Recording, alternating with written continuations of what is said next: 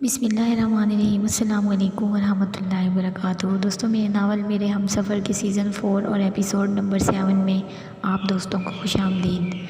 اگر آپ میرے چینل میزاب انفو پر نئے ہیں تو میرے چینل کو سبسکرائب کریں اور ساتھ میں لگے گھنٹی کے بٹن کو ضرور دبائیں تاکہ ہر نئی ویڈیو کا نوٹیفیکیشن آپ دوستوں تک سب سے پہلے پہنچ سکے۔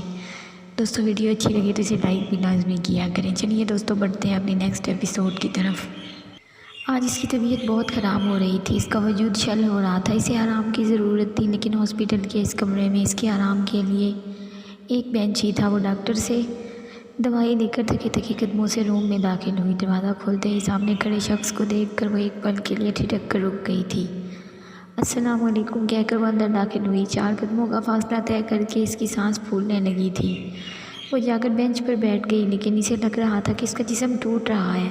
میں تمہیں لینے آیا ہوں، چلیں۔ اس نے مشکل سے نظر اٹھا کر اسے دیکھا، لیکن وہ اس کی طرف متوجہ نہیں تھا۔ جی چلیں، اس کی آواز میں لڑکھڑاہٹ تھی۔ زرغام علی خان نے زینب کے پاس رکھا اپنا کوٹ اٹھا کر بازو میں ڈالا اور گاڑی کی چابی لے کر ایک بار زینیا کے پاس اس کے سر پر ہاتھ رکھتا ہوا بیرونی دروازے کی طرف مڑ گیا۔ زینب تب تک اپنا بیگ نکال کر بینچ پر رکھ چکی تھی، جسے باہر نکلتے ہوئے زرغام علی خان لے کر باہر نکلا تھا۔ وہ کانپتے وجود کے ساتھ اس کے پیچھے چل دی، لیکن گاڑی تک پہنچتے پہنچتے وہ ہانپ گئی تھی۔ وہ فرنٹ ڈور کھولے اس کے انتظار میں کھڑا تھا۔ زینب نے شدت سے خدا سے دعا کی کہ بس وہ ایک بار گاڑی کی سیٹ تک پہنچ جائے، لیکن ہر گھڑی قبولیت کی نہیں ہوتی۔ وہ گاڑی سے تقریباً 1 انچ کے فاصلے پر تھی جب اس کی آنکھوں کے آگے اندھیرا چھا گیا، لیکن آنکھیں بند ہونے سے پہلے اس نے زرغام علی خان کو تیزی سے اپنی طرف بڑھتے دیکھا تھا۔ اس نے جس وقت اسے تھاما تو اس کا جسم بھٹی کی طرح جل رہا تھا۔ اسے اپنی باہوں میں اٹھا کر اس نے گاڑی کی پچھلی سیٹ پر ڈالا اور اپنے فلیٹ میں لے آیا۔ اسے بیڈ پر لٹا کر اس پر بلینکٹ ڈال کر وہ اپنے پڑوس میں ہی موجود فخری صاحب کو بلا لایا، جو ایک ڈاکٹر تھے۔ اسے اس فلیٹ میں رہتے ہوئے تقریباً 3 سال ہو گئے تھے۔ اس نے آس پاس کافی لوگوں سے اس کی جان پہچان تھی۔ انہوں نے چیک اپ کے بعد کچھ دوائیں لکھ کر دیں۔ زرغام دیکھو، اسے بہت تیز بخار ہے، ٹھنڈے پانی کی پٹیاں رکھتے رہو اور کوشش کرو کہ یہ کچھ کھا لے۔ جی، اس نے اس بات میں سر ہلایا اور انہیں چھوڑنے دروازے تک آیا تھا، چونکہ اب کافی دیر ہو چکی تھی۔ اس نے کال کر کے امو جان کو اس کی خراب طبیعت کا بتایا اور ساتھ ہی آج واپس نہ آنے کے بارے میں۔ وہ جس وقت ہوش میں آئی وہ اس کے قریب چیئر ڈالے اس کی پیشانی پر ٹھنڈی پٹیاں رکھ رہا تھا۔ زینب کو آنکھیں کھولتے دیکھ کر وہ اٹھ کھڑا ہوا اور باہر نکل گیا۔ زینب بالکل خاموشی سے پڑی رہی، وہ پہلے سے بہتر محسوس کر رہی تھی۔ 2 دن سے خالی پیٹ ہونے کی وجہ سے اس میں اٹھ کر بیٹھنے کی بھی سکت نہ تھی۔ کچھ ہی دیر کے بعد وہ دودھ اور بریڈ لے کر کمرے میں داخل ہوا اور سائڈ ٹیبل پر دونوں چیزیں رکھ کر وہ اس کے قریب آیا۔ اس کے اٹھنے میں مدد کے لیے زرغام نے اس کی طرف ہاتھ بڑھایا، جسے زینب نے تھام لیا تھا۔ تھوڑی سی ہمت کر کے وہ اٹھ کر بیٹھ گئی اور دودھ کے چھوٹے چھوٹے سپ لینے لگی۔ وہ سامنے چیئر پر ٹانگ پہ ٹانگ جمائے اس کی کارروائی ملاحظہ کر رہا تھا۔ آج پہلی بار زرغام علی خان نے اسے بغیر چادر کے دیکھا تھا۔ اس کی چادر گلے میں پڑی تھی، ڈارک براؤن بال گرنے کی وجہ سے کھل کر کندھوں پر بکھرے ہوئے تھے۔ بیماری کی وجہ سے اس کی رنگت زردی مائل ہو رہی تھی۔ دودھ کا گلاس ختم کر کے اسے جو ہی کچھ طاقت محسوس ہوئی، اس نے اپنی چادر سر پر ٹکائی۔ زرغام کی نظروں سے خائف ہو کر وہ اپنی گود میں رکھے ہاتھوں کو مسلنے لگی۔ سوری، میری وجہ سے آپ لیٹ ہو گئے ہیں، میں ٹھیک ہوں، اب تو ہمیں چلنا چاہیے۔ زرغام نے ایک ہنکارا بھرا جی ہم کافی لیٹ ہو چکے ہیں، اب آپ آرام کریں، ہم صبح ہی گاؤں کے لیے نکلیں گے۔ اس کی بات پر اس نے شکر کا کلمہ پڑھا اور کمرے سے اس کے جانے کا انتظار کرنے لگی۔ اسے منتظر پا کر وہ کمرے سے نکل گیا اور زینب اتنے دنوں کے بعد نرم بستر میسر ہونے سے کچھ ہی پل میں نیند کی وادی میں گم ہو گئی۔ وہ کئی بار کمرے کا چکر لگا چکا تھا، لیکن وہ گھوڑے گدھے بیچ کر سو رہی تھی۔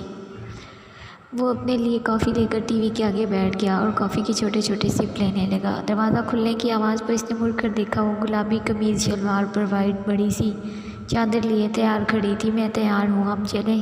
زرغام نے ریموٹ اٹھا کر آواز کم کی اور چلتا ہوا اس کے قریب آیا۔ اس کی پیشانی کو ہاتھ سے چھو کر بخار چیک کیا۔ اب کیسا محسوس کر رہی ہو تم؟ جی ٹھیک ہوں۔ وہ سامنے کچن ہے، ناشتہ کچن میں رکھا ہے، ناشتہ کر لو پھر نکلتے ہیں، تب تک میں چینج کر لیتا ہوں۔ وہ ناشتہ کر کے فارغ ہوئی تو سامنے ہی وہ کوٹ پہنتا ہوا روم سے باہر نکلا تھا۔ چلیں؟ جی چلیں، اوکے، پہلے ہی کافی دیر ہو گئی ہے، وہ گھڑی دیکھتے ہوئے بولا اور بیرونی دروازے کی طرف مڑ گیا۔ وہ اس کے پیچھے چل دی تھی۔ تھوڑی دیر کے بعد بلیک مرسیڈیز ہواؤں سے باتیں کرتی ہوئی تیزی سے آگے بڑھ رہی تھی۔ 5 گھنٹے کے تھکا دینے والے سفر کے بعد جس وقت وہ لوگ گاؤں کی حدود میں داخل ہوئے تو پہلے سے ان کے انتظار میں 2 گاڑیاں کھڑی تھیں، ایک زرگام کی گاڑی کے آگے جبکہ ایک پیچھے چل۔ ان کی گاڑی جس وقت حویلی میں داخل ہوئی دوپہر ڈھل رہی تھی۔ زرگام خان نے تھوڑی دیر اس کے نیچے اترنے کا انتظار کیا۔ تم اس سائڈ پہ چلی جاؤ، اسے اشارے سے بتا کر اس نے گاڑی پھر سے سٹارٹ کی اور وہاں سے چل دیا۔ زینب نے چاروں اطراف کا جائزہ لیا۔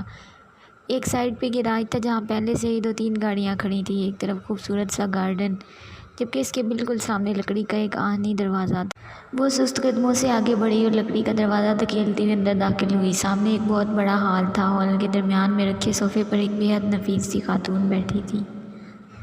بہت سے ملازم آ جا رہے تھے۔ اس عورت نے مڑ کر زینب کو دیکھا۔ زینب کو لگ رہا تھا کہ اس کا اصل امتحان اب شروع ہونے والا ہے۔ وہ آگے بڑھی اور سر جھکا کر اس عورت کے قریب جا کر کھڑی ہو گئی، جبکہ ظاہرہ خاتون الجھی نظروں سے سامنے کھڑی سرخ و سفید رنگت اور خوبصورت نقوش کی مالک لڑکی کو دیکھ رہی تھی جو ڈری سہمی سی کھڑی تھی۔ بیٹا کون ہو آپ؟ جی میں زینب، امو جان زینب ہے یہ۔ زینب کے پیچھے کھڑا زرگام علی خان بولتے ہوئے اس کے قریب سے گزر کر ماں سے گلے لگ گیا۔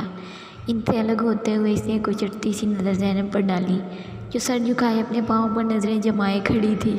ظاہرہ بیگم اٹھ کر زینب کے پاس جانے لگی جب زرگام نے ان کا ہاتھ پکڑ لیا اور نفی میں سر ہلایا۔ وہ ایک نظر زینب پر ڈال کر اس کے پاس بیٹھ گئی تھی۔ نیلم، انہوں نے اپنی ملازمہ کو آواز دی۔ نیلم زینب بیٹی کو اوپر۔ زرگام نے ایک بار پھر سے انہیں درمیان میں ٹوک دیا۔ نیلم، انہیں امو جان کے ساتھ والے کمرے میں لے جاؤ۔ زینب نے ایک درزیدہ نظر زرگام علی خان پر ڈالی جو چہرے پر پتھریلے تاثرات لیے اسے ہی دیکھ رہا تھا۔ وہ ملازمہ کی معیت میں آگے بڑھ گئی۔ زرگام کی نظروں نے دور تک اس کا پیچھا کیا۔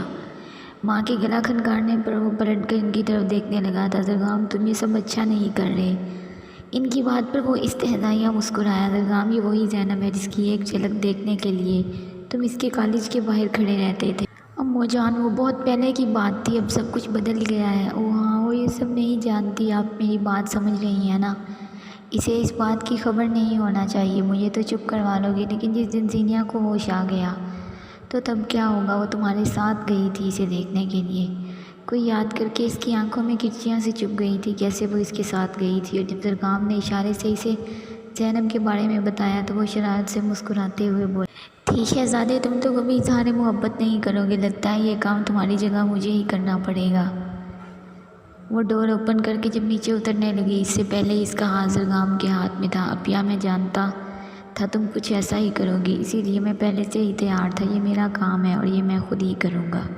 اور اس کی بات پہ وہ دل محسوس کر رہ گئی۔ زرگام کی بات پر وہ اسے خلیل جبران کی محبت کا قصہ سنانے لگی۔ خلیل جبران کو اپنی محبوبہ میرزیادہ سے محبت بغیر کسی ملاقات اور دیدار کے 20 سال تک چلتی رہی۔ جبران نیو یارک میں تھا اور میرزیادہ قاہرہ میں۔ دنیا کے 2 کونوں سے دونوں باہم خطوط کا تبادلہ کیا کرتے تھے۔ ایک خط میں جبران نے میرزیادہ کی تصویر مانگی تو میرزیادہ نے اس کو لکھا، سوچو، تصور کرو میں کیسی دکھتی ہوں گی جبران، مجھے لگتا ہے تمہارے بال چھوٹے ہوں گے جو تمہارا چہرہ ڈھانپ لیتے ہوں گے۔ میرزیادہ نے یہ پڑھ کر اپنے لمبے بال کاٹ ڈالے اور ایک خط کے ساتھ اپنے چھوٹے بالوں والی تصویر بھیجی۔ جبران، تم نے دیکھا، میرا تصور بالکل سچا تھا۔ میرزیادہ، وہ محبت سچی تھی۔ وہ زرگام کا مذاق اڑانے لگی، لگتا ہے تم بھی اس سے ایسے ہی محبت کرو گے۔ یار زرگام، 20 سال تک تو تم بوڑھے ہو چکے ہوگے۔ زرگام علی خان کی آنکھوں کے سامنے وہ منظر پوری جزیات کے ساتھ لہرا گیا تھا۔ تبھی وہ اٹھا اور زینب کے لیے مختص کمرے کے باہر رک گیا۔ اس نے دستک کے لیے ہاتھ اٹھایا ہی تھا جب دروازہ کھل گیا اور سامنے وہ دھلے دھلائے چہرے کے ساتھ کھڑی تھی۔ وہ سوالیہ نظروں سے زرگام کو دیکھنے لگی۔ یہ تمہاری میڈیسن ہے، میں ملازمہ کو کہتا ہوں تمہارا کھانا تمہارے کمرے میں پہنچا دے گی، کھانے کے بعد میڈیسن لے لینا۔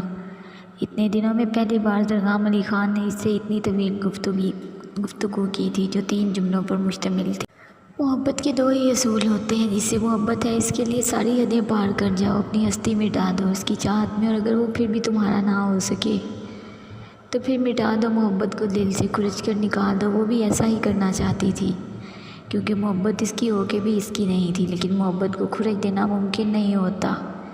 اسے پتہ ہی نہیں چلا کب اس نے انچاہے رشتے میں جڑے وہ محبت کے اس مقام پر پہنچائی جہاں سے واپسی ممکن نہیں تھی۔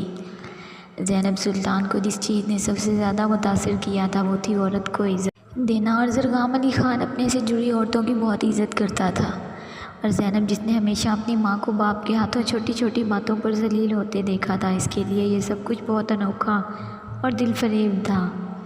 اور وہ اس کی اسیر ہوتی چلی گئی، اور اب وہ اس محبت کو دل سے نکالنا چاہتی تھی۔ اس کا خیال تھا کہ وہ خون بہا میں آئی ایک لڑکی ہے اور یہ محبت اس کے لیے لاحاصل ہے، یہ جانے بغیر کہ آگ تو برابر لگی ہے دونوں طرف۔ وہ نہیں جانتی تھی کہ اس کے دل میں جو محبت کی کونپل پھوٹی ہے، یہ اسی آگ کی آنچ ہے جو اس کے دل میں تک بھی پہنچی ہے۔ وہ چینج کر کے لیٹا تو چھم سے اس کا صبح والا روپ آنکھوں میں اتر آیا تھا۔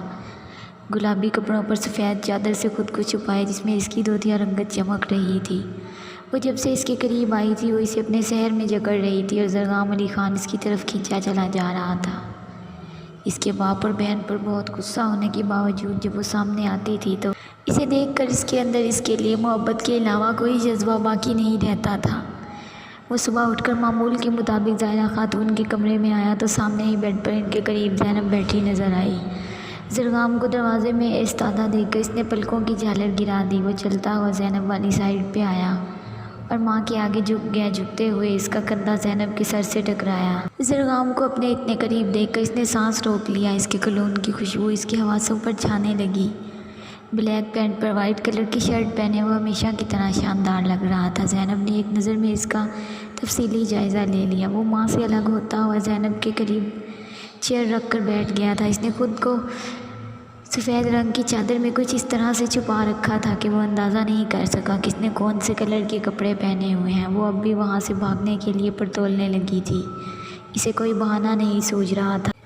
مجھے ایک کپ کافی چاہیے، میں لے کر آتی ہوں۔ وہ جھٹ سے کھڑی ہو گئی اور وائٹ کلر کا پاؤں کو چھوتا ہوا فراق جس پر وائٹ ہی موتی لگے تھے وہ بیڈ سے نیچے اتری اور وائٹ کلر کے خصے پاؤں میں پہنے تو زرغام علی خان کی نظر اس کے خصے میں مکیر خوبصورت پاؤں میں ٹک گئی۔ وہ اس کی نظریں خود پر محسوس کرتی ہوئی ہڑبڑاہٹ میں آگے بڑھی اور اسی کی چیئر کے ساتھ اٹک کر اس کے اوپر ہی گرنے والی تھی۔ زرغام نے ایک ہاتھ سے اس کے بازو پر جبکہ دوسرا اس کی کمر کے گرد رکھ کر اسے گرنے سے بچایا۔ وہ شرم سے پانی پانی ہو گئی اور خود کو اس کی گرفت سے چھڑاتی ہوئی وہ وہاں سے بھاگ کھڑی ہوئی۔ ظاہرہ خاتون کھلکھلا کر ہنس پڑی اور ان کی ہنسی میں زرغام علی خان کا کہکا بھی شامل تھا۔ آج کتنے عرصے کے بعد وہ اس طرح سے خوش نظر آ رہا تھا۔ ظاہرہ خاتون نے اس پر نظر جماتے اس کی خوشیوں کے دائمی ہونے کی دعا کی۔ جاری ہے دوستوں اگر آپ کو ویڈیو پسند آئے تو اسے لائک اور اپنے دوستوں کے ساتھ شیئر لازمی کیا کریں، اور کمنٹ باکس میں لازمی بتائیے گا کہ کیسی لگی آپ کو زرغام اور زینب کی محبت۔